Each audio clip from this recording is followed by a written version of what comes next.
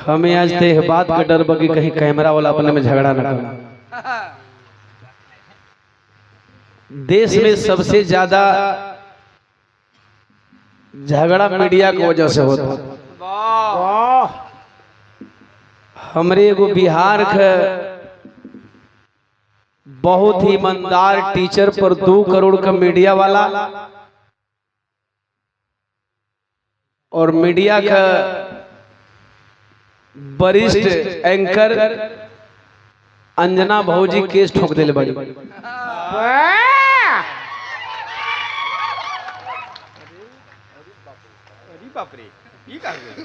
और एमा कसूर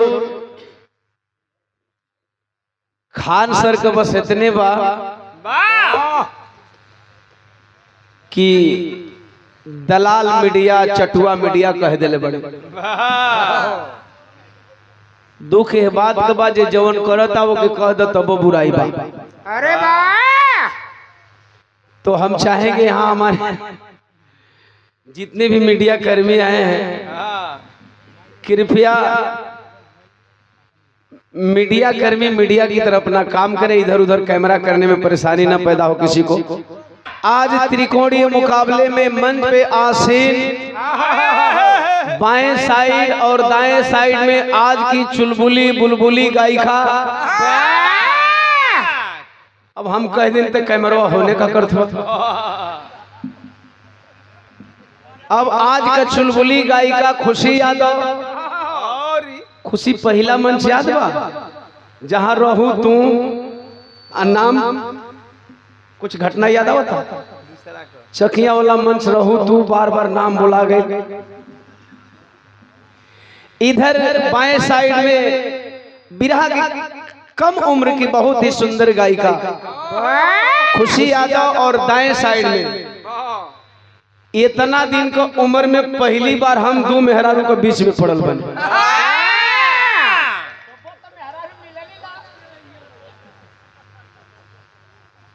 इतना दिन बिरहा गावत हो रुचि खुशी के बीच में। अब 2 मेहरारू के बीच में 2 फीमेल गायिका के बीच में हेने खुशी हेने रुचि, बीच में उम्र का दीवाना का सूची। तो आए हैं तमाम आवाम को इस मंच के माध्यम से और इस मंच में बैठे हुए दोनों कलाकारों के सहयोगी कलाकारों को और हम दोनों कलाकारों तीनों कलाकारों के साथ में दिखा देते बदू को कहा ही गई। हमारे डीजे वाले भाई साहब साउंड ऑपरेटर, बहुत बढ़िया व्यवस्था है आपकी। आप सभी को हम भोजपुरी लोकगीत बिरहा गायक ओम प्रकाश दीवाना जेके रुआ लोगन प्यार दुलार से दीवानवा कहला जाए। अरे वाह! एक स्वर में नमस्कार प्रणाम करत बानी, हार्दिक अभिनंदन बा, वंदन बा, आदाब बा, सलाम बा। एगो भोजपुरी गायक भइला के नाते आप सभी लोगन के पांव छुके गोड़ लगतनी। सादर जय भीम, जय भारत, जय संविधान। समय अभाव बा, अगर तनी मनी काट ले तब बगल वाला कलाकार के 2-4-5 मिनट पहले टाइम में के मौका मिले।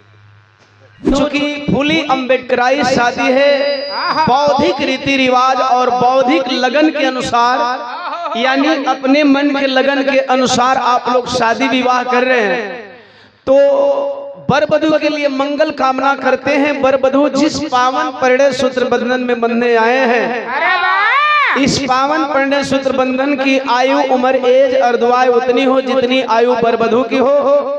यह पावन बंधन उतना निर्मल हो, उतना स्वच्छ हो, उतना पाक हो, उतना पवित्र हो जितना कि धरातल पे हमारे भारत भूमि पे बहुजन महापुरुषों की विचारधारा पाक है, पवित्र है।